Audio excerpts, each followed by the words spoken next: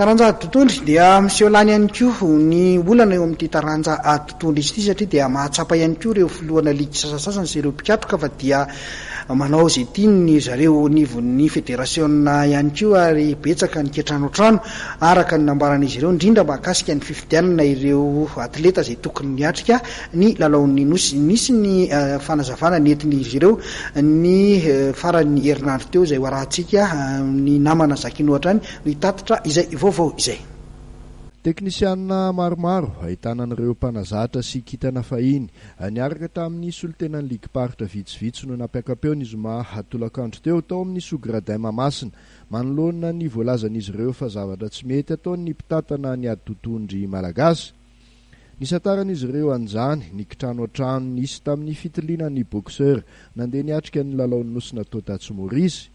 Laza mantsy izy ireo fa nisy ny fitiliana natao kanefa efa nisy ny lisitra efa vonina tany ambadika. Tranga izay lazain'izy ireo fa mampiembitra ny adotondry malagasy. Narak'izay dia nanambarany tsy fisiny mangarahara tamin'ny fametrahana ny comité de normalisation izy ireo. Fa maninona ho iatran'izy ireo no filohan'ny federasiona izay voalaza fa nanana olana no napetraka hitatana ity komity ity. Inona ihany koa izy ireo no naniliana ny GG Bosco filoha lefitry ny federasiona teo aloha nefa navita ny asany nampiroborobo ity taranja totondry ity.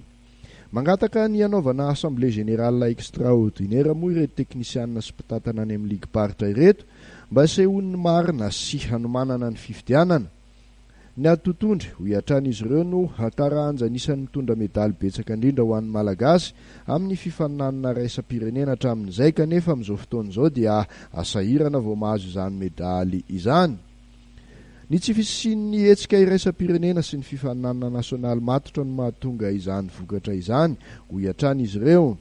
Tozary miandry ny fifaninanana raisam-pirenena karakarain'ny fitondram-panjakana mantsy ny mpitatana fa tsy mitady hevitra hampandrosoana ity taranja ity. Izy ireo izay manao